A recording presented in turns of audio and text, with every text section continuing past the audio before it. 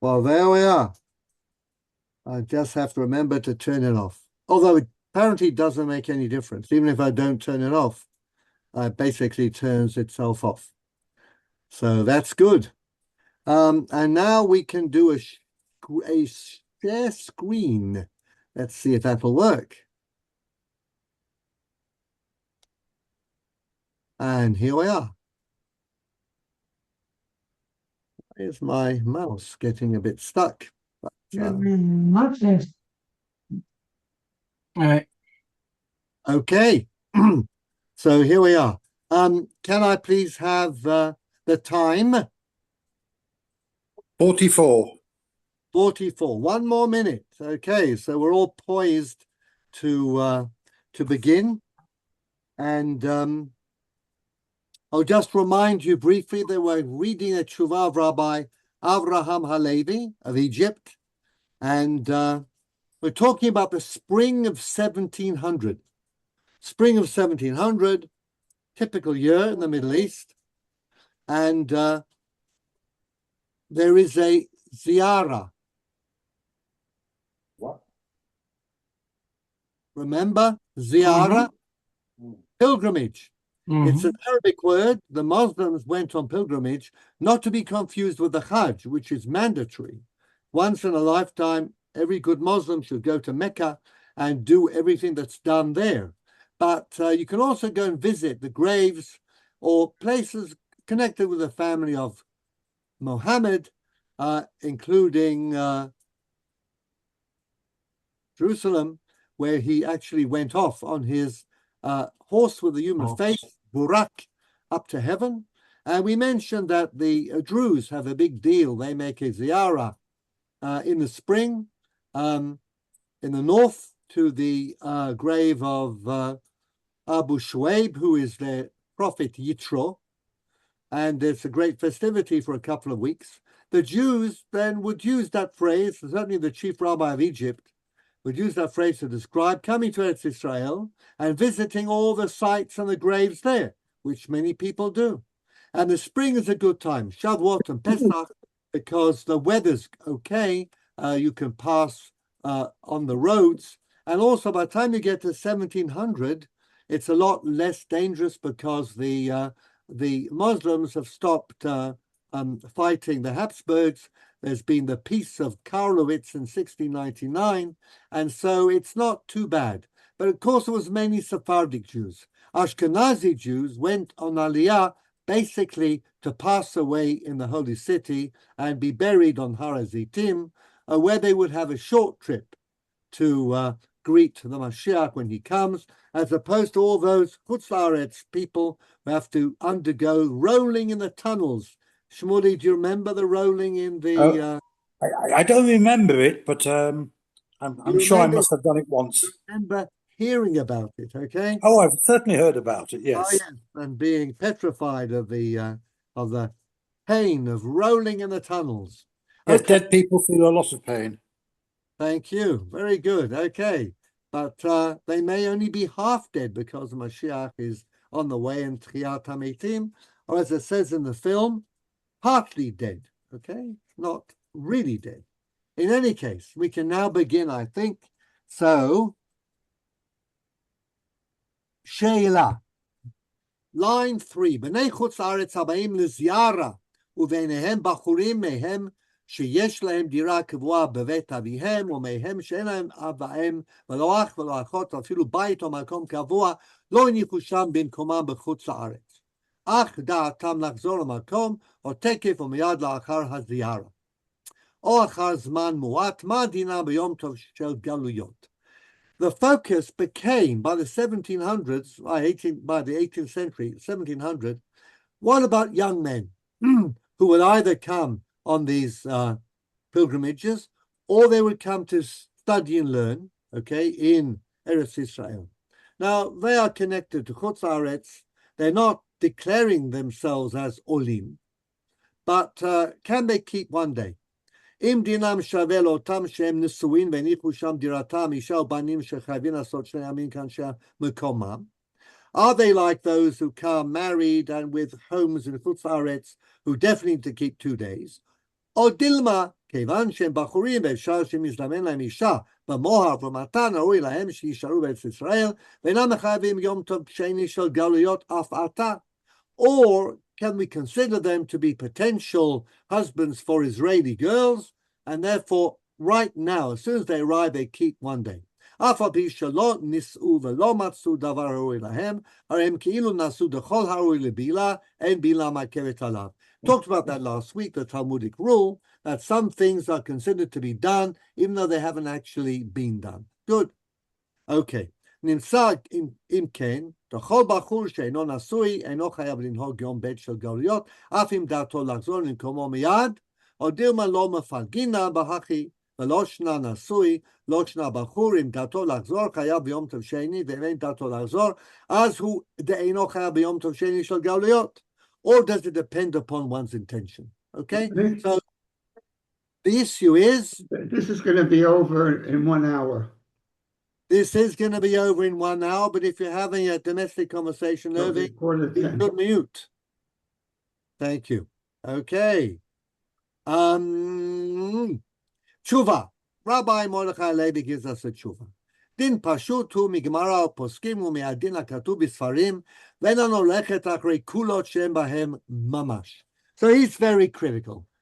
He starts off by saying, you know what, these popular kulas, okay, keep one day if you're a young unmarried person, come to Israel for religious inspiration or for learning, well, you might get married, so start off by keeping one day. He doesn't like that.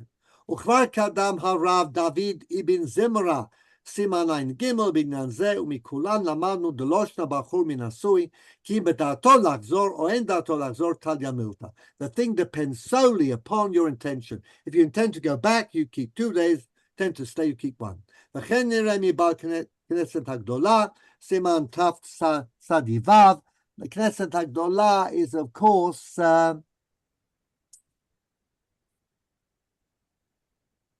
Rabbi Chaim Ben-Venisti.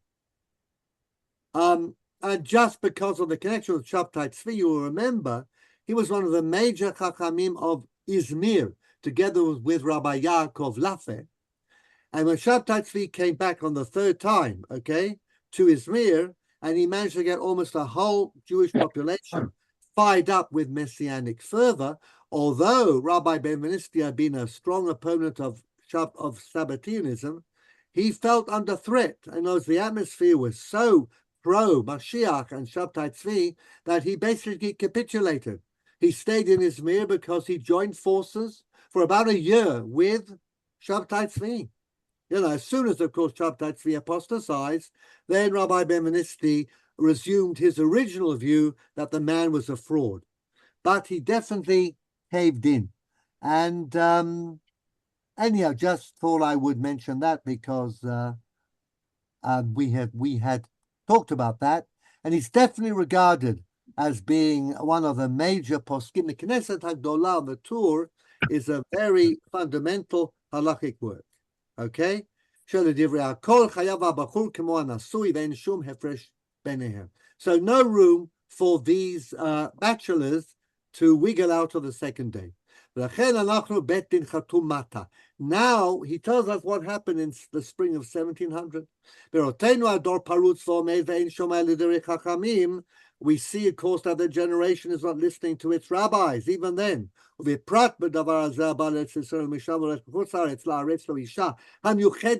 anyhow, he's already got a shidduch in Chutz Haaretz.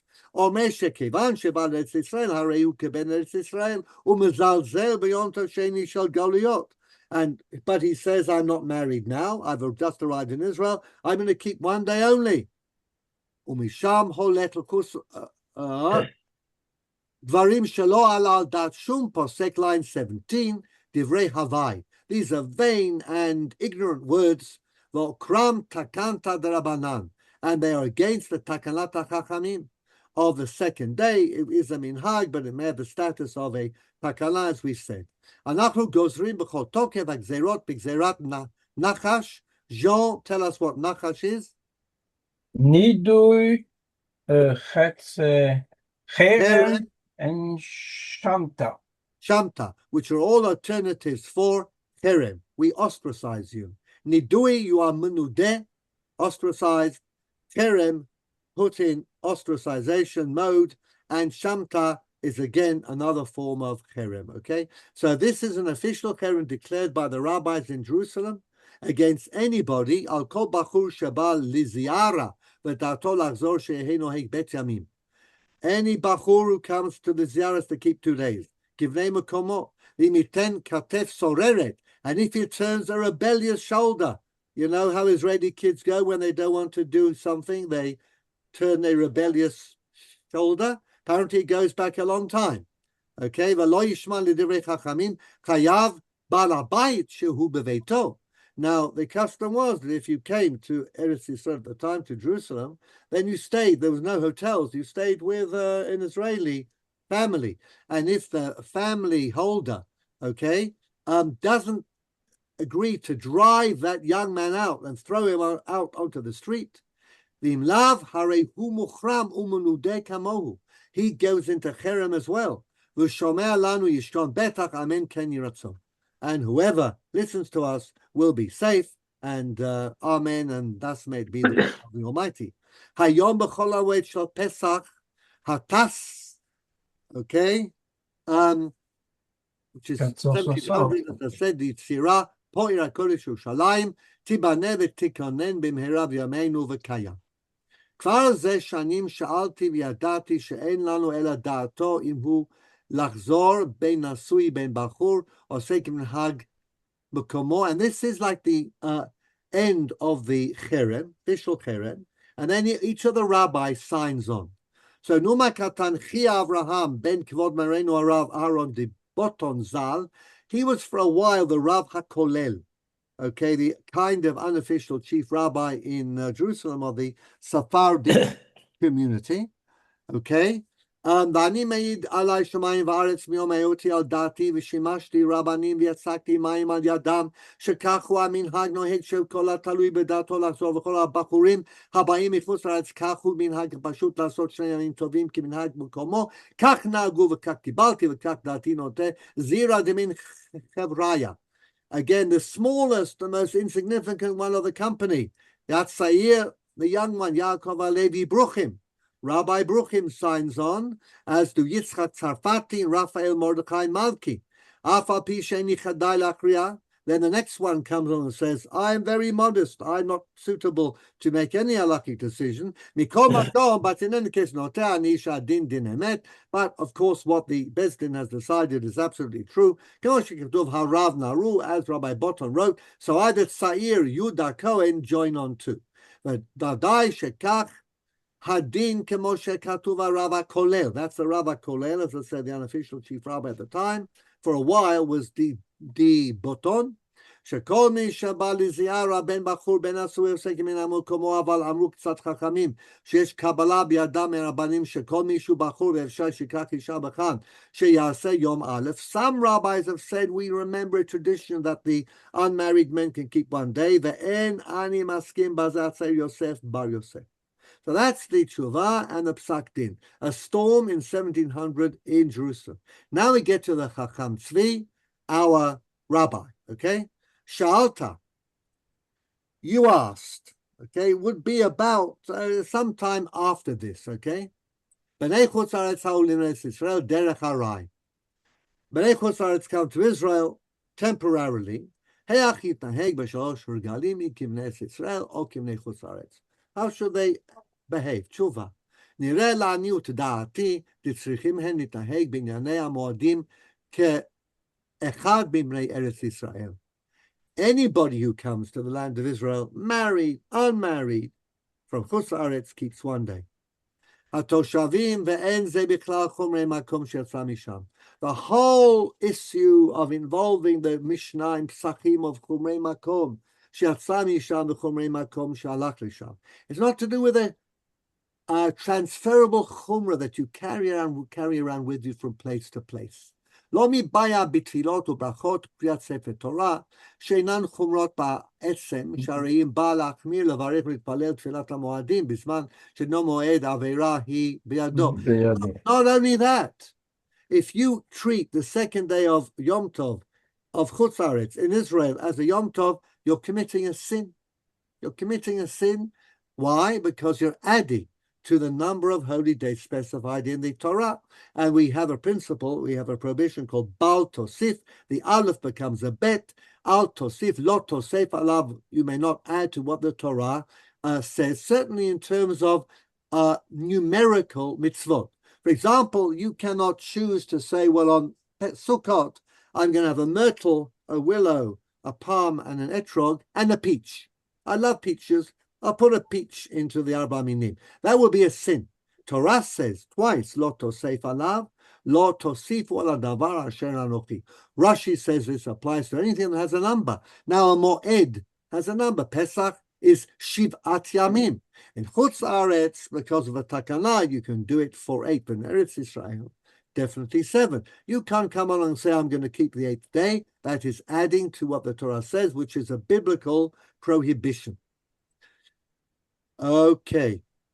Ela afilu bimlacha. Chacham Tzvi says, not only are you not allowed to daven as if it was Yom Tov, you aren't allowed to refrain from work.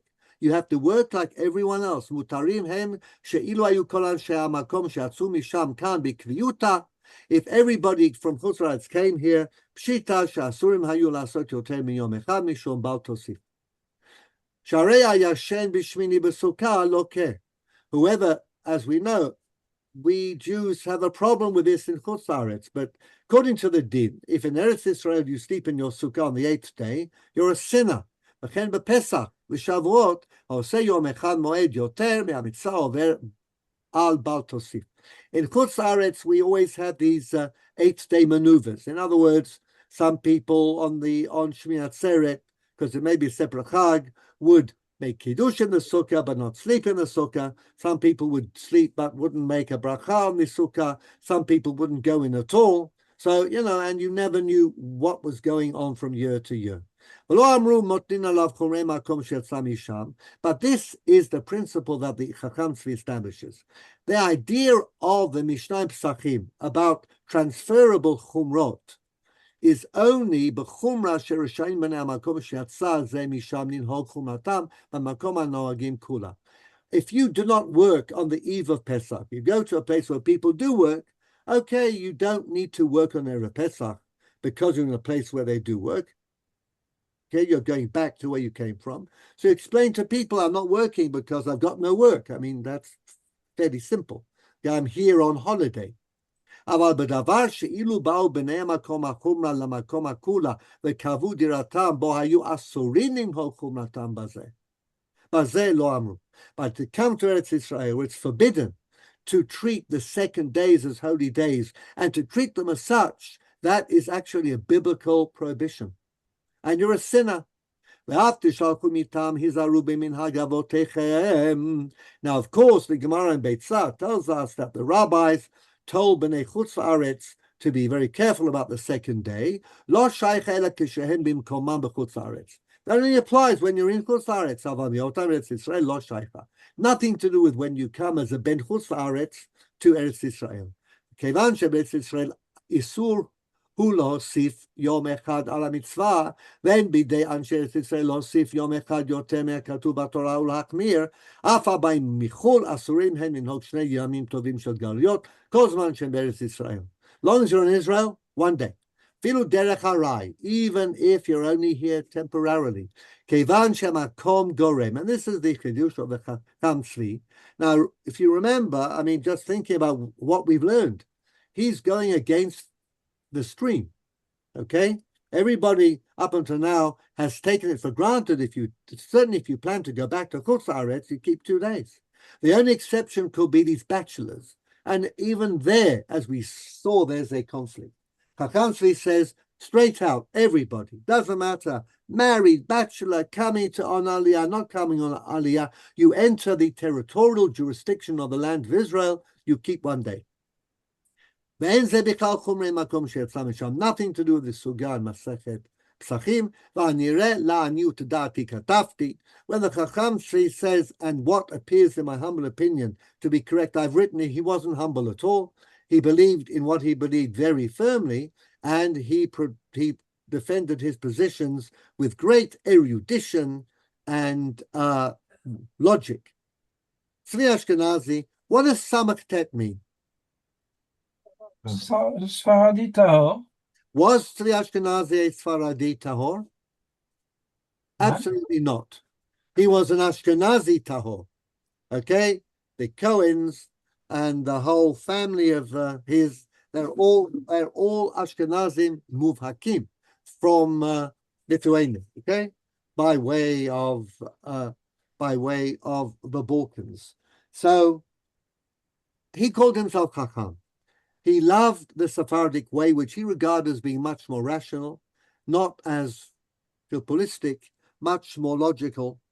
And Hakam Tzvi is well known for his rationality and logic, okay? And he loved the way that Sephardim learned. And when they gave him a title in Constantinople of Hakam, he kept it. And he was very stubborn about that. So, but you can't tell a lie, okay?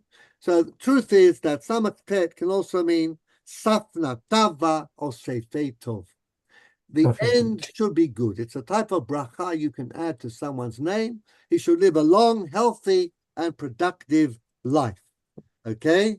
So it's not absolutely a lie to put Samach Tet. Wasn't really done. Who did it? His son, the Yavetz, Rabbi Yaakov ben Tzvi, Rabbi Yaakov Emdin, who we will talk about at length after we finished up with his father. And interestingly, Rabbi Yisrael of Shklov, the Talmud of the Vilna Gaon, whose work Bat HaShulchan will read from very shortly, also would sign Samach Tet. So you could get away with it, just to elucidate that point a little bit. Now let's have a look at the son. Achar kotvi kol zot. All right, Jean, since you're interested in Rabbi Yaakov Emdin's Tuvah, I'll get you to read a bit, okay? Achar kotvi kol zot. חיפשתי Yeah. אות באמתחות ספרי שאלות תשובות ומצאתי לאבי מורי הגאון ז"ל שכתב בדין הלעז.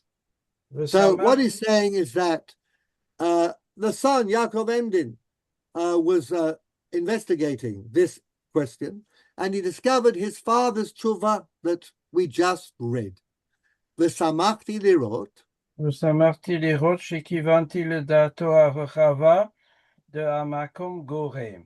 And I was very happy because he loved his father, was very respectful of him, and he also went to war against all the rabbis who had actually vilified the Chacham Tzvi or argued with him and made him feel bad. His death at 59 was attributed by his son to attacks by rabbinical so-called colleagues, partly to do with Shabtai Tzvi, but anyhow, we'll flesh this out a little more when we get to the case of the heartless chicken. But Yaakov Emdin says, wow, great. And you know, my father was right. Hamakom Gorem is to do with the place, nothing to do with the custom of where you came from. Okay, read on, Jean, shekach hu. שכך הוא האמת בעצמו, שאינו צריך לראיה, ולא יסופק בזה שום בר דעת. He's very clear. He's got his father's fiery temper and his lack of holding back. He says this is the absolute truth. There's no question. You don't even need a proof. It makes so much sense. And no person who has any intelligence would have any doubt. In other words, all the people who doubt it are not very intelligent. שהיא סברה טובה ומחויבת ומכרעת. It is the right reasoning, and it is obliging and binding, and nobody would dream of saying anything else. Ela. Now, stop there. But we need to think a little more about this, okay? So, no, my father's right. Wonderful, great. It makes absolute sense. Only an idiot would deny that fact. But, halakhically speaking, we cannot go with the entire bandwagon. So, I'll continue.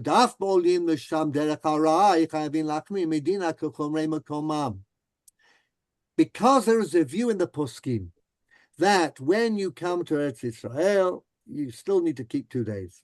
Kidita baha leket kemach לא, סליחה, בהלכות... No, leket. לא, בהלכות קטנות. הלכות קטנות סימן ד', בהלכות קטנות that we actually have already talked about, that is the מניח רבי משה חגיז, okay, who we talked about. אמנם חלילה לי לחלוק על דעת אדוני מורי הגאון ז"ל, אפילו שאני מחמיר. Now, I am not going to argue with my father's svara. Is absolutely right. But it may be that we need to be machmir, okay? And he says, I am machmir in practice, but not because I think that my father was wrong, but I think that there is kind of rabbinical pressure on rabbis not to follow the Chacham Tzvi the whole way. And look, I mean, going back, it's a kula because you're allowing people to commit the sin of Baal Tosif. אלא שכך דעתי הקלה נוטה, בייחוד שיש לנו הסכמת חכמי הדורות או רבני ארץ ישראל וגדוליה, עצמם הודו בכך שגם שם יש מקום לחומר. I have to stay with, and remember, we've just read about the Bet Din in 1700. Rabbis in Eretz Israel during this period are very keen and insisting that Bnei Chutz Haaretz who plan to go back have to keep 2 days. On that grounds and on that grounds alone do I say I'm going to be machmir and tell people to keep 2 days. But not because I believe that the theory is right. In theory, they're wrong. But what can you do? Rabbinical pressure.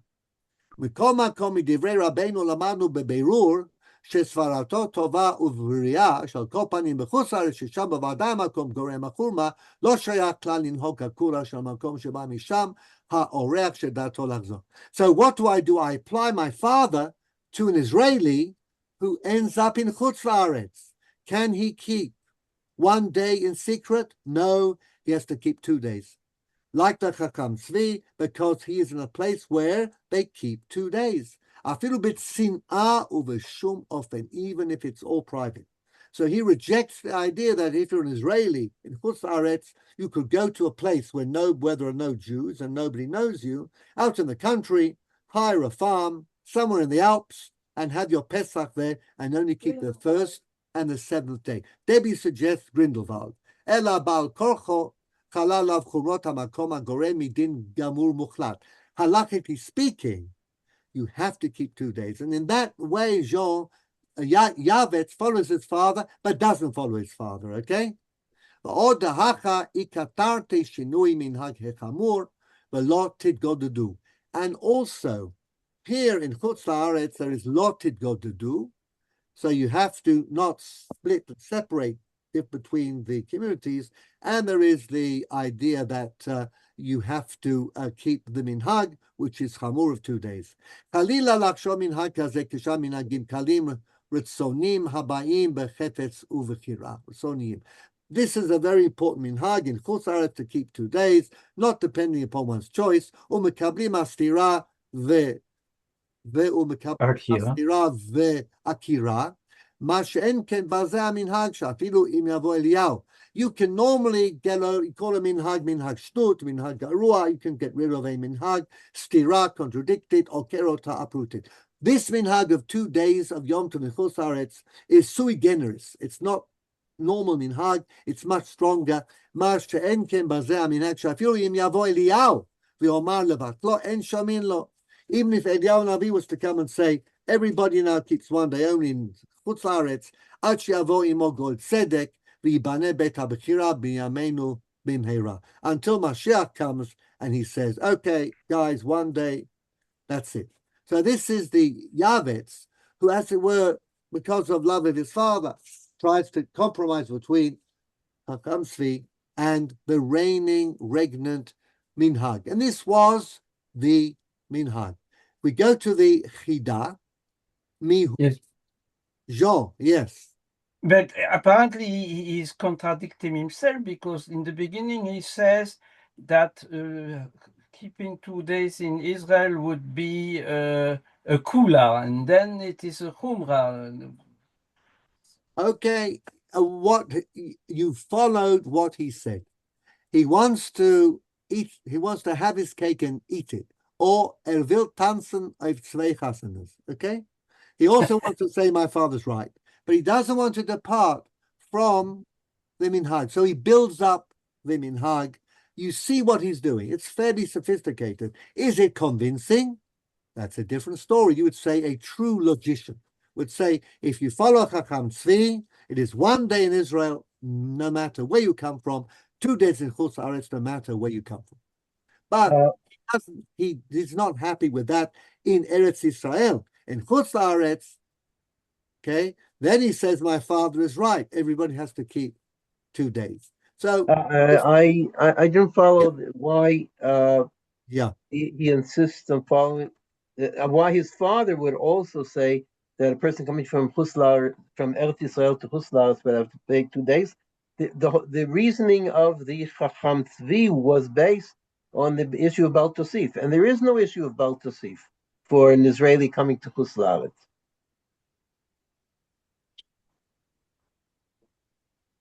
correct. There is no issue of Baal Tosif. But the Chacham Tzvi Svara, his Hidush is Hamakom Gorem.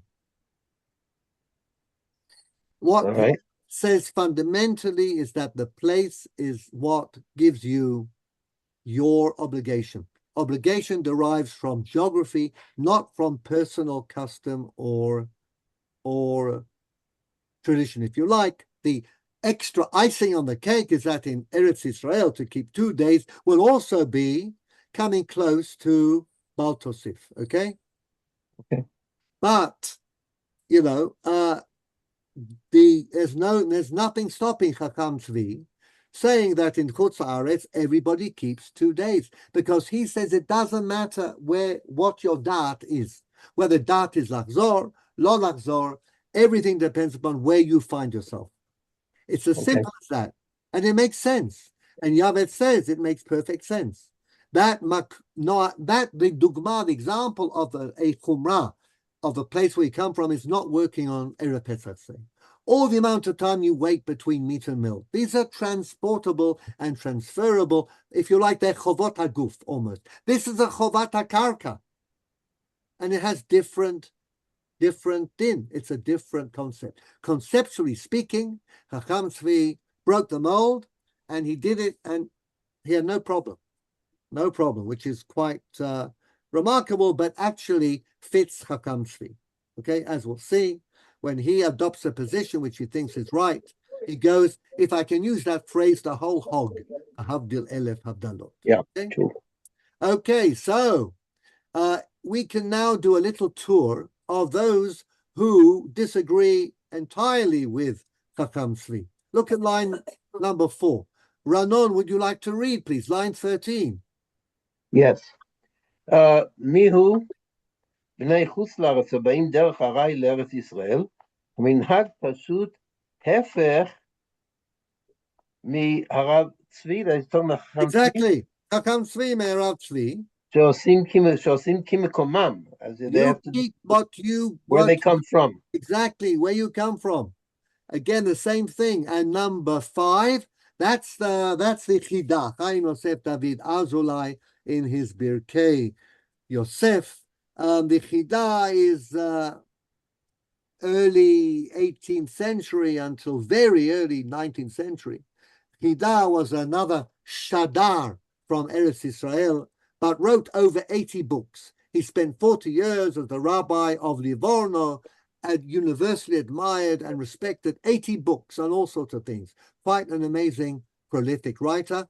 And the Chidah, in his commentary on Orach Chaim, says, of course, 2 days. And now let's have a look at Rabbi Yisrael Mishklov. Yisrael Mishklov, again, we could talk about him for a long time, but he was one of the Talmidim of the Gra, Talmidim Muvhakim of the Gaon of Vilna, late 1800s and early 1900s. And he followed the Gaon's wishes and took a group of followers of the Vilna Gaon to Eretz Israel.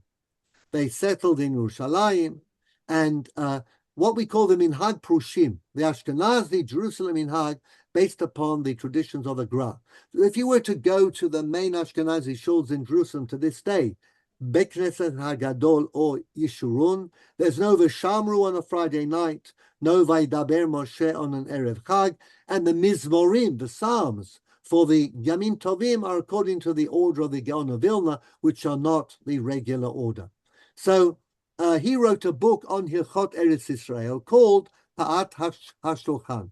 Ranon, what does he say? Ve'elu b'nei Adam.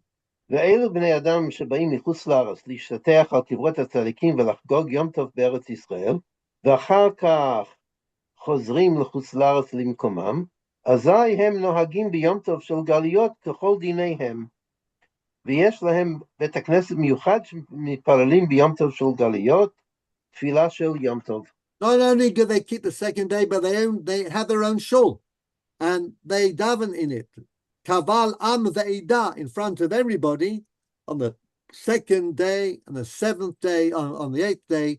So this is what was the practice. And Chacham Tzvi's voice remains a voice in isolation, crying out in the wilderness until we get to the Lubavitcher Rebbe. The first Lubavitcher Rebbe, Shnei Zalman of Ladi, okay, again, the same period, 18th century till early 19th, but the only Hasidic rabbi to have written a code of Jewish law that is highly respected, okay, except possibly when it comes to Pesach. But in any case, let's read what the Shulchan Aruch Harav says. So, you're not. I know that you're around here somewhere. You're not. Okay. Yes, would you like to? You're not. Would you like to read from line 18, B'nai Chutz La'aretz, in your best Haifa accent? Yeah, B'nai Chutz La'aretz. Here, yes.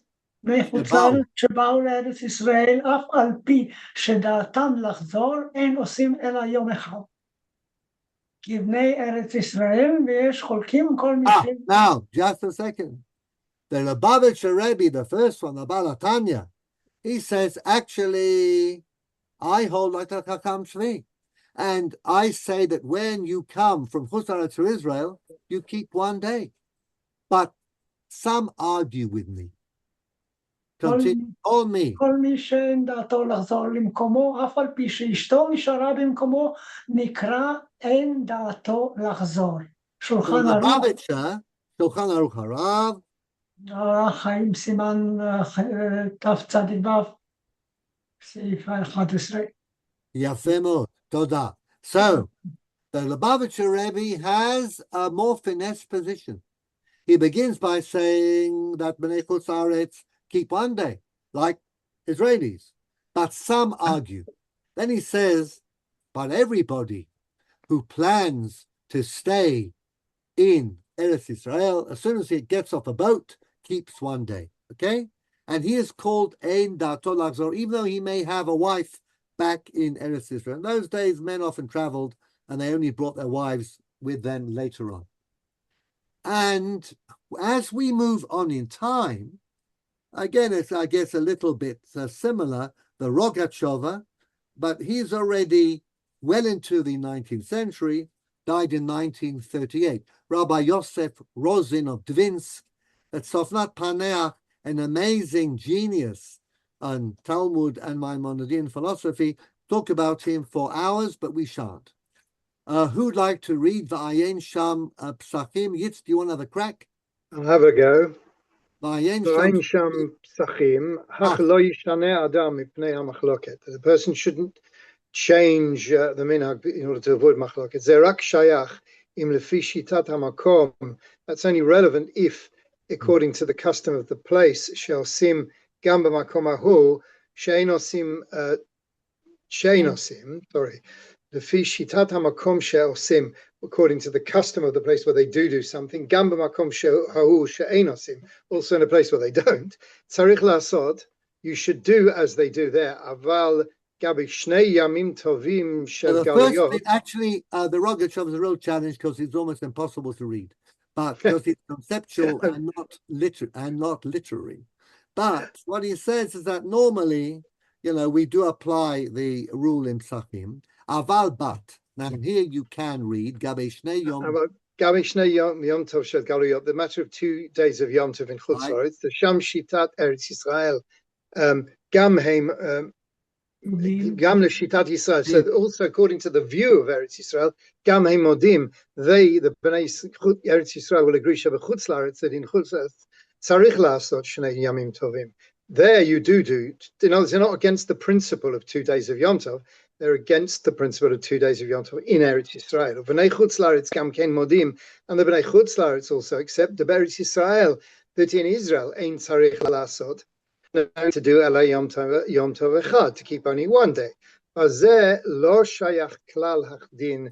Then therefore this principle of don't change. It doesn't apply. The din in Psachim about notin alav chomrei makom she'atzam misham u'chomrei makom shachasham does not apply to the case of Yom Tov Sheni Shel Galuyot. It doesn't apply to it in Eretz Israel because even a Ben Chutz La'aretz keeps 1 day. It doesn't apply in Chutz La'aretz because even a Ben Eretz Israel keeps 2 days. The Rogatchover are paskin like Chacham Tzvi. So in theory, Chacham Tzvi makes much more sense than anything else. So we have, and now let's have a look at Rabbi Reb Chaim Soloveitchik. Does the Rogatchover say explicitly that the Bnei Chutz La'aretz do not have do not observe second day Yom Tov? Yeah, not in this passage though. He does in his own way. He does because he says Gam Hem Modim. שבחוץ לארץ צריך לעשות שני ימים טובים, ובני חוץ לארץ גם כן מודים, בארץ ישראל אין צריך לעשות אלא יום טוב אחד. So בני חוץ לארץ agree that in Eretz Israel they have to keep 1 day only. Not that they have that in Eretz Israel that's the custom. There's no machloket, and therefore the rule al yishanei adam mipnei hamachloket doesn't apply, and therefore you do differently from the place where you happen to be at the moment. Correct, but that lo yishana adam machloket is as a code. It's a code for the sugya in Masechet Psachim. You put the two together. Why do we say notim alav chomrei makom etc.? In order to avoid a machloket.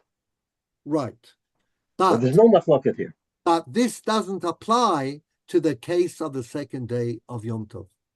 Okay, he says that bazelo shayach klal hachdin. This din does not apply at all to the second day. So even if you were able to avoid a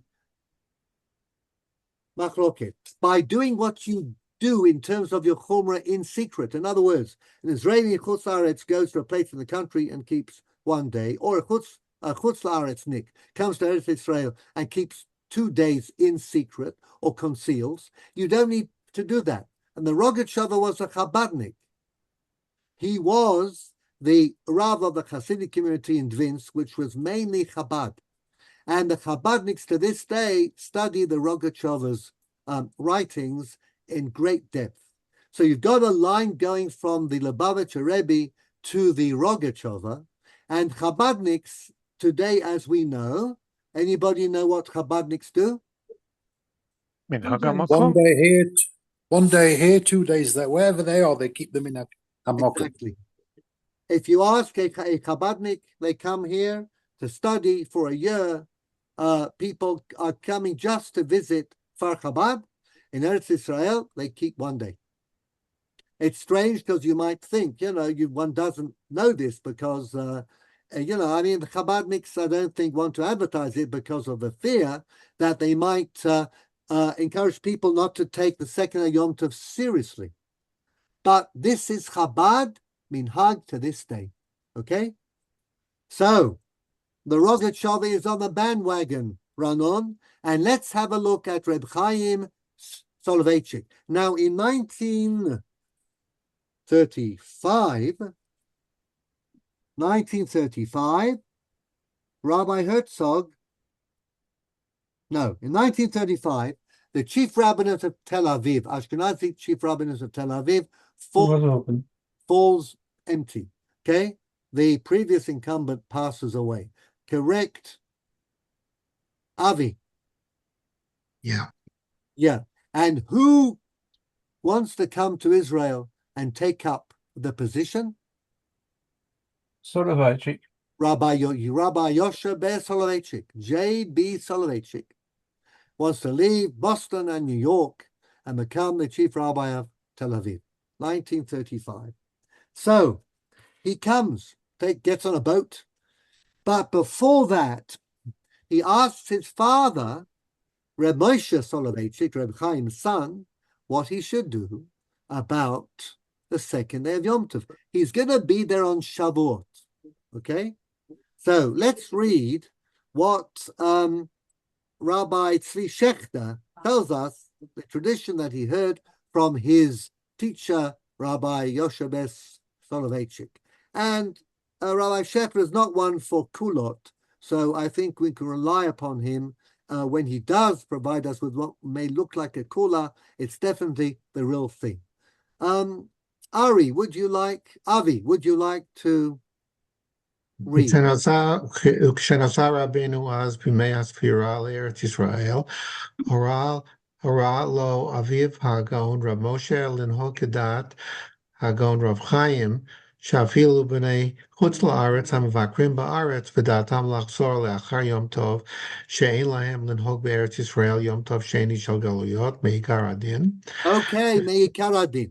So Reb Chaim Soloveitchik told his family, and this was their tradition, he never went to Israel, but when you go to Israel, even though you're going to be coming back to Chutz La'aretz, it is one day, presumably the same svara, the same idea as the Chacham Tzvi. And this is Meikar Adin, also to avoid the issue of Baal Tosif, but mainly because Talmudically, halachically, rationally, logically, the issue of the day you keep is a geographical one, it's not a personal one. It's not a chumrat makom, it's not a chumrah. It is inherent and intrinsic to where you happen to be geographically in the world. And this is very attractive to a Talmudist, especially to the analytical Talmudists like the Rogatchover and to the Soloveitchiks. This is, after all, the air they breathe. So, read on, please. ודעתו הייתה להניח תפילין וברכה ביום טוב שני של שבועות. And when you, my son, Rabbi JB, go to Israel on the second day of Shavuot, you'll put on your tefillin and you'll act like an Israeli. אלא שלמעשה יצא שבאותה שנה כל שבועות ביום ו' ובין כה ובין כה לא הניח תפילין ולא עשו מלאכה אף בני ארץ ישראל ביום השני במפני ששבת הייתה. So Rabbi Shechter loves this sort of thing. He points out Rabbi Soloveitchik, perhaps he wouldn't have done it after all. It's too daring. But he was saved from having to make the decision. Nobody should say that Rabbi Yoshe Ber Soloveitchik worked and treated the second day of Yom Tov in Eretz Israel like an Israeli. Chas v'chalila. God, if you like, brought it about fortuitously that Rabbi Soloveitchik, Zecher Tzadik Levracha, would never have broken the second day of Yom Tov in Eretz Israel because, it was Shabbat. But so what? He didn't do what his father told him to do. Okay? And so, why did the Grach say that?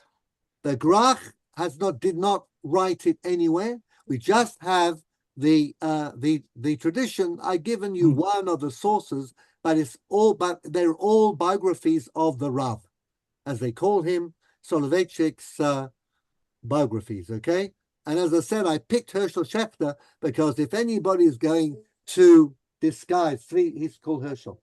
There's Rabbi Herschel Schechter in New York.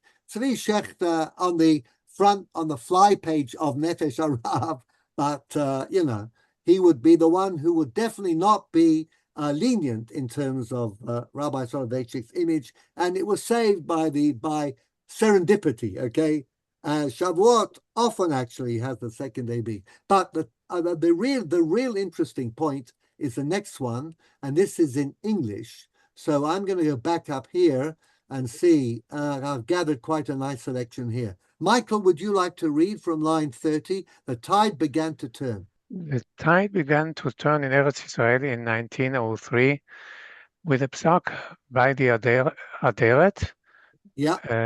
Rav Eliyahu Rabbi. David Rabinovich Teumim, Rabbi of Ponevich, Rosh Rosh Yeshiva of- Yeshiva of Mir, where she served until 1899, Okay, and so assistant to the aging Rabbi Shmuel Salant. let's begin. You're already stealing my thunder.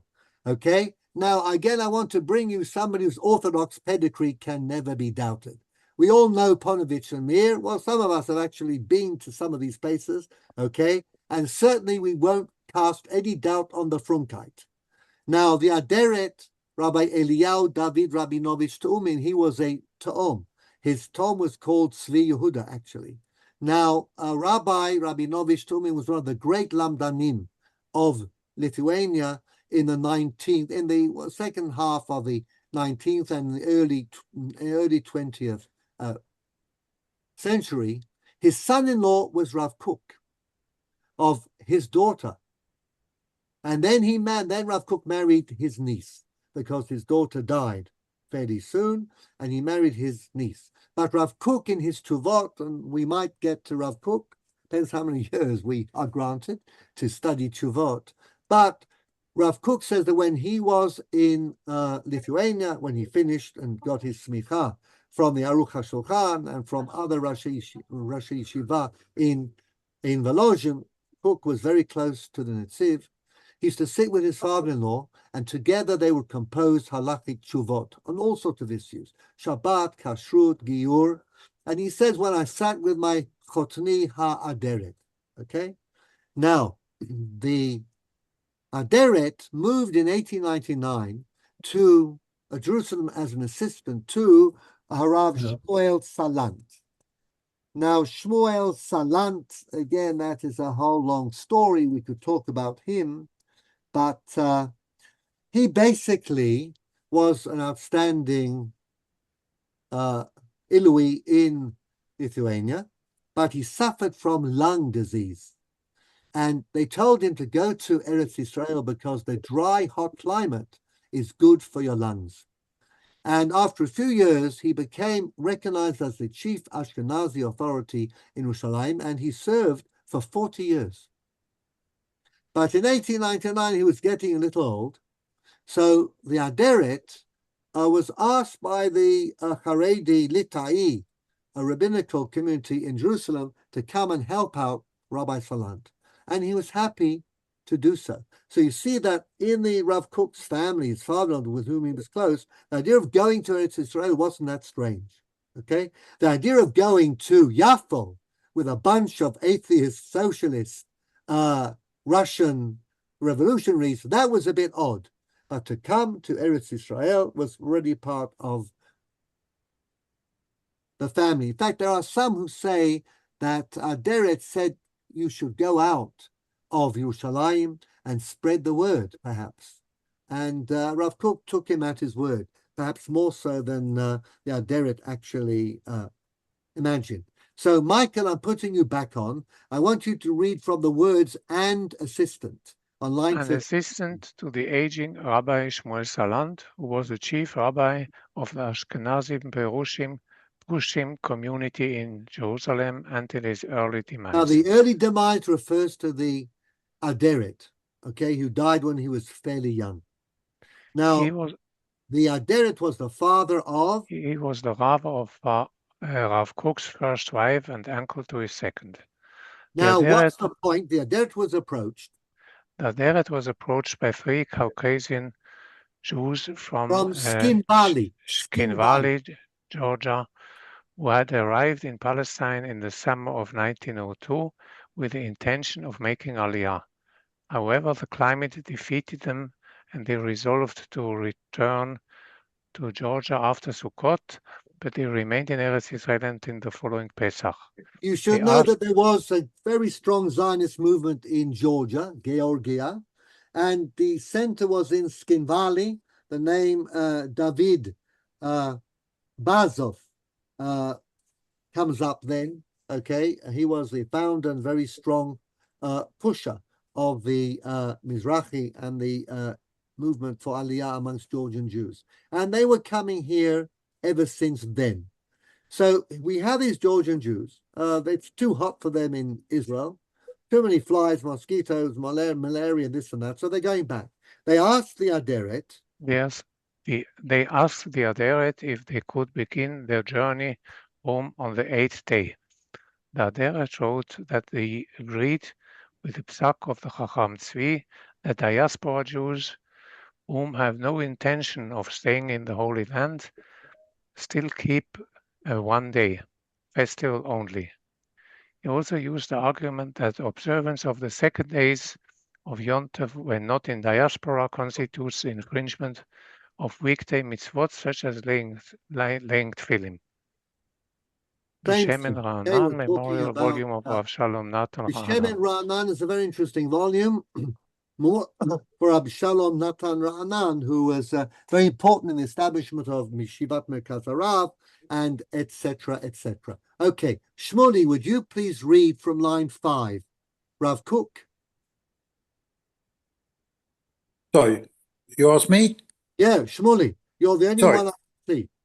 Okay, Rav Kook himself opposed the practice of visitors publicly marking the second days of Yom Tov in Eretz Yisrael, and in 1934 he insisted that an official second Seder for diaspora Jews visiting Jerusalem include live music to indicate that the event was halachically weekday rather than festive. Naturally, this ruling attracted a deal of attention in the Jewish presses in Palestine and abroad, etc. In 1935, Rav Kook wrote a short response clarifying his position and the so-called 1.5 days approach with which he is associated. So I can just tell you that there was a New York newspaper called Nayes Fun Yisrael, which is news from Israel, had a big deal about this. Rav Kook allowed music to be played at a Seder. This is, of course, typical press. Rav Kook gave a heter to play music. Nothing to do with the fact that you had to show that in public this is not a holy day, okay? It was the Zionist Information Bureau that organized this for a group of tourists. And they asked for Rav Kook's blessing. And he said, definitely not. You shouldn't be holding a public Seder on the second day, even though these Jews want to keep a second day. But if you are going to do it, Kaval Am Ve'ida, in front of the entire community in public, then I want you to do something that is clearly in breach of Kedushat Yom Tov. The Palestine Post has a number of articles on this. How Rav Kook could allow musical instruments to be played at a Seder, of course, without giving the reason why. So that is, of course, something about the press and what Jews like to do. But the short tshuva is as follows. Shmoni, would you give us the tshuva, please? What's the base hey? Baruch Hashem, or Be'ezrat Hashem, shlicha. Be'ezrat Hashem, Kilat Yerushalayim. Ir HaKodesh. Yerushalayim, whatever. You're giving Nissan, Lechvod Hayakah. Amen. You'd give them Lechvod Hayakah, V'anechbad, Mavenu Rav David Blumen. Nero Yair. Shalom v'birchos haregel. Shalom v'birchos haregel. Good Manchester accent, excellent. Kavoidoi. Eine circle sade say the sheni. Gami spelled filas. So this is a rabbi from America who's asking him whether he needs to keep a second day because he's in Israel for Pesach, and the answer is you don't need. No reason for you to make a second Seder. Gami Yispalel tfilas chalamoid k'minhag Eretz Yisrael. Rak melacha lo yaseh b'yom sheni. Right, and you will not. But you will not do any work. This is the famous compromise that Rav Kook created, the so-called 1.5 days. You will act in shul and in public as if this was a weekday, but you will not do any forbidden work. Are we talking about the second day of Pesach or the 8th day? A Seder night is a second day. Okay, no, because now it says v'gam lo yochel chometz b'yom achron shel Pesach. The same thing applies on the 8th day, right? Everybody else has already done their changeover. You won't. You will make sure that you don't eat chametz on that day. But will you work? Certainly. Will you daven as if it's a regular weekday? You certainly will. All of this is what I'm trying to show you is that it is not completely unknown that the Chacham Tzvi's idea is accepted even by very eminent halakhic authorities well into the 20th century. Okay? Normally, they belong to a certain class of East European Lithuanian Lamdanim, who my theory is were just attracted by what seems to be the logical correctness of Chacham Tzvi's Chidush. It's not to do with a minhag, a lechumra of a religious nature. It's a geographical issue and only that. Okay? So, how does Rav Kook continue over Havdalah? ובהבדל ישמע במועצת יום טוב מאחר עד שישוב מאחר, voneinander. עד שישוב לארץ הקודש בקביעות להצלחה בעזרת השם.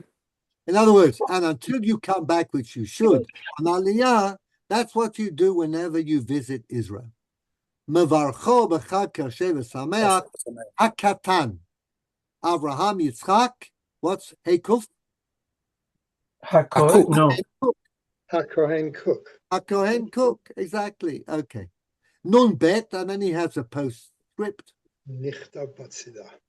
V'yaniach tefillin yitpalel shel chol b'yom acharon shel Pesach. Just in case Rabbi Blumner didn't get the point, on the 8th day, Shmuley, you're going to daven as if it was an entire weekday. So is to V'lo yochel chametz. but you won't eat chametz. Okay. So let's see. Who do we have now? I see Jack. We'll ask you and then Ian. Jack, would you like to read from line 11? Rabbi Shmuel Salant. Rabbi Shmuel Salant, 1816 to 1909, was born in Bialystok and was a profound Talmudist at the early age. Due to lung disease, he left for Eretz Yisrael in 1841, and in 1871, he succeeded Rabbi Meir Auerbach as Ashkenazi chief rabbi of Jerusalem, a post held for almost 70 years. 70 years as chief rabbi? Wow. Yeah. That's something. Okay, that does work, right? 1816 to 1909, from 1841, 1871. Okay. Wow. Many of his halakhic positions are known through the prodigious writings of his student and grandson by marriage, Rabbi Yechiel Michael Tushinsky. What do we know the Tuchinskys for? As the Minhagei Yerushalayim, I think. The halachic loach, exactly, the halachic loach of Minhag HaPrushim, Ashkenazi Minhag Yerushalayim. That is the famous Tuchinski. No self-respecting rabbi here in Israel can be without that, or as the voice of my left said, no gabbai either. As Shmuley will attest, we all have our Tuchinski, correct? Nachon, yeah. Yeah, absolutely. We don't move without Tuchinski. Otherwise, as Debbie says, we wouldn't know when the Meilad was. Okay, the Meilad vet zayin, on Vifel Chalokim, etc. All right, but nice things about Rabbi. Salant, would you give us another line, please, Jack? Hi, Salant. Rabbi Salant was also known for his moderation and tolerance of all classes of Jews. When we think about the Ashkenazi community, the Prushim in Yerushalayim, tolerance often doesn't come to mind, okay? But that is today. I have to tell you that in the past, the Yerushalmi Perushi community was actually very tolerant indeed. Okay, Francis. Things changed. Francis. Yeah. I want to. Could you give me the? Irving, could you mute, please? Thank you. I'm sorry. Right. So let's read on. As Ashkenazi chief rabbi. Sorry. Okay. All right. As Ashkenazi chief rabbi, Jackie was on friendly terms. He was on friendly terms with his Sephardi counterpart, Rishon LeZion, Rabbi Yaakov Shol Eliashov. Eliashiv. Eliashar, no. Oh, no, Eliashar. Earlier. Rav Eliashiv was just about... No. And his name was Levinson, by the way. The famous Shalom Yosef Eliashiv took his maternal grandfather's name. the Eliashiv, who wrote the Leshem Shavo Va'achlama, a Lithuanian Kabbalistic work. This is Eliashar, who is a Sephardi, okay? And they generally acted, Jack would... And they generally acted in harmony concerning the welfare of the community. Imagine that, an Ashkenazi chief rabbi being good friends with the Sephardi one. Mashiach perhaps came and went then. Ian Taylor, would you give us from line 25, please? He was instrumental. I just wanted to say, I think the name of the Luach is Tokachinsky. I'm surprised to see you've written it Tuchinski. We all say Tuchinski, Ian. I'll show you on Shabbos. You didn't see it in English. All you saw was a Vav. And actually, there's a Kubutz. It's Tuchinski. You start talking about Tuchinski, they'll think you're talking TikTok. Okay. Read on, please. I'll check it out. Right. Check it out. Rav Salah, 25 or 26? Where are we? 25. He was instrumental. Instrumental in the establishment of the Eitz Chaim Yeshiva in Jerusalem. Rav Salah helped found the Bikur Cholim Hospital and encouraged people to move into new neighborhoods outside of the new city wall, old city walls. His eyesight failed in his later years, and the Aderet was appointed as his assistant, but predeceased him. As we read, he too favored Hacham Tzvi's position regarding the second days of Yom Tov. ושמעתי מפי זקני חכמי ירושלים שגם הגאון הנודע רבי שמואל סלנט זצ"ל, שהיה כ-70 שנה רבה של ירושלים, הייתה דעתו נוטה כחכם צבי. See how the Chacham Tzvi came back, okay? He came back with a vengeance. כי בני חוץ לארץ כשבאו לארץ ישראל אפילו עם דעתם לחזור עליהם לקיים יום אחד כארץ ישראל, וכך הביא בשמו נכדו הגאון רבי יחיאל מיכל טוקצ'ינסקי זצ"ל. That's in Shut Netzer Matai by Reb Nosson Friedman that we'll have to read next week, because I believe we come to the end. We're going to end up with Rav Ovadia Yosef and the Netzer Matai, and they will start a new tshuva of the Chacham Tzvi. But I hope I've opened you up to new horizons, and that from now on you'll be able to be much more learned about the situation for people visiting Eretz Yisrael from Chutz La'aretz and asking whether they need to keep 2 days or not. I'm, of course, not giving any psak halacha, but I have to say that from when I first came here to study in yeshiva, when I was 18, I adopted the Chacham Tzvi because I was sure he was right, and have done that ever since. Our family keeps 1 day in Eretz Yisrael and 2 days wherever we go in Chutz La'aretz. I'm going to go into the... He had in Rehovot a whole business because a lot of the American kids...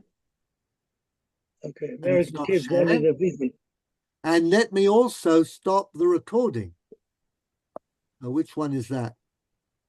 Is it the square box? Right. Square box. Stop recording.